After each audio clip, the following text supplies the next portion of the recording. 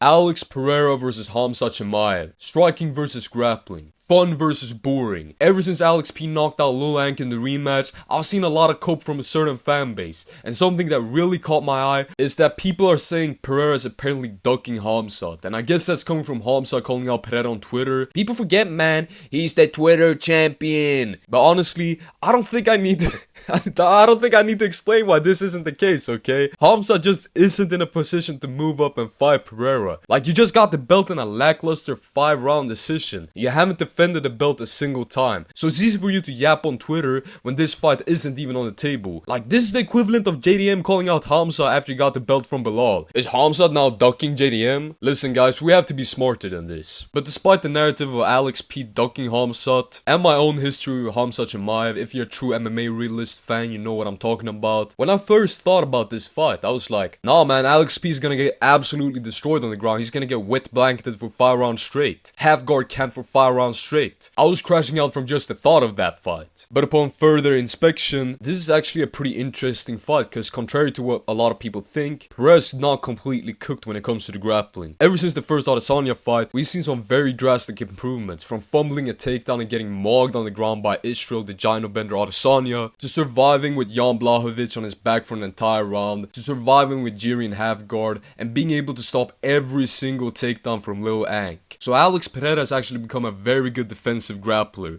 and I understand that none of these guys are at the same level as Khamzat when it comes to the grappling. And I'm not saying Khamzat isn't going to be able to take him down and dominate him on the ground either, but what I am saying is that he is probably a better defensive grappler than DDP. Like, DDP didn't even sprawl, bro. Like, I understand he's extremely big, strong, long, and girthy. Oh, pause, I'm talking about DDP, not DDP. But he really showed a lot of fundamental flaws when it came to the grappling in his fight against Khamzat. And what makes this fight even more interesting is that Pereira is bigger than Khamzat when it comes to the height, but also when it comes to just pure size. Like, Alex Pereira is one of the biggest light heavyweights on the roster. He walks around at heavyweight, and were he to move up, he'd be a good sized heavyweight. And we also know that he's just extremely strong as well, and that was kind of what DDP had going for him in the Khamzat matchup. We were talking about how DDP is a fighter who relies a lot on his physicality and strength, and how that would favor him in the grappling, but he lacked the fundamentals, he lacked technique, which Pereira isn't gonna lack. He has very good defensive grappling fundamentals, and on top of that, he has the physical attributes as well. He's taller, he's bigger, and he's very strong too. And another thing you have to factor in is that Khamzat in the first round is not the same Khamzat as in the 4th round. I understand he's learned how to pace himself better, so people now all of a sudden don't think he has any issues with his cardio, but that fight with DDP was so slow paced, and he's still slowed down by a decent amount in that fight. And I'ma be honest, even though DDP wasn't able to stop the takedowns in the 3rd, 4th, and 5th, I think Pereira's gonna be able to stop at least a few of them. And if you look back at Khamzat's whole career, you see that besides his pacing, he has one major flaw, and that is his striking defense. He gets tagged a lot in the stand-up. We saw that in the Burns fight, and I understand he was brawling with Burns, he wasn't playing it safe on the feet, but we also saw him getting outstruck by Usman, and in the fight with DDP, in the few moments that the fight took place in the stand-up, DDP was in complete control. You could see Khamzat wanted nothing to do with DDP on the feet, okay? And now, can you imagine if that's Pereira instead? Like, don't get me wrong, DDP is a really good striker, but Pereira's like top 3 strikers in the UFC, arguably the best striker in the UFC, and he definitely has the power to knock out Khamzat too. So all I'm saying is, if you're getting dropped by lightweight Burns, Pereira is sleeping you. It's not even close on the feet, okay? If Khamzat isn't able to get this fight to the ground consistently throughout 5 rounds, there's a very good chance that he gets slipped. But brother, Khamzat gonna submit Pereira on the ground, brother. Make him tap like a chicken, brother. And yes, of course there's the possibility of that. However, we've seen from his other fights that if he wants to get the submission, he is gonna have to fight at a higher pace, which is naturally just gonna gas him out faster, which he just can't afford to do in this fight. It's a lot safer for him to not chase subs, cause what if he goes out there like he did against Kevin Holland and Pereira survives, which he has a pretty decent chance of doing in my opinion. Khamzat is gonna be completely cooked in the 2nd round. It's way more wise of him just to try to get dominant position and stall, and if the opportunity presents itself, try to get a sub. But he wasn't able to finish DDP on on the ground, who I think is worse than Pereira off his back. So when it comes to this fight, let me just put it like this. Pereira's gonna be more dominant on the feet over the course of 5 rounds, then Khamzat is gonna be dominant on the ground over the course of 5 rounds. And Pereira also has a better chance of finishing Khamzat on the feet than Khamzat has of finishing Pereira on the ground. So to be honest, after putting all my personal biases and history with Khamzat aside, like I always do because I'm the MMA realist, I would actually be leaning Pereira by KO in this fight, and I think he would get held down by Khamzat in the early round, but he's gonna do a better job at defending and surviving on the ground than DDP. Like, I don't think Pereira's gonna get crucified like DDP, okay? But as the fight reaches the 3rd, 4th, I think he's gonna be able to stop a few takedowns, and in the moment this fight takes place on the feet, Khamzat is just gonna be completely helpless against Pereira. And I think that Pereira is very quickly gonna find the finish on the feet. But regardless, I don't think we will see this fight in the near future. Pereira's getting up there in age, he's looking to make the move to heavyweight or for a fight with John Jones, and Khamzat isn't really in a position to move up and fight Alex after he just got the belt. And by the way, if this fight actually got booked, it would definitely take place at light heavyweight. No way Pereira is making middleweight again, and I think Khamzat even called out Pereira at light heavyweight. And to be fair to Khamzat, if this fight took place at middleweight, I would probably favor Khamzat, but you know, that fight would never take place at middleweight anyway, so it doesn't really matter. But enough with the yap, check out my last video. It was my prediction for the Aspinall vs. Gane fight, which is taking place this weekend. But anyways, thanks for watching, leave a like, subscribe for the best breakdowns on MMA YouTube. Am I just an Alex P. Glazer, or do you agree with me? Let me know your thoughts in the comments, and also don't forget to share this to a Khamzat Chimaev fan,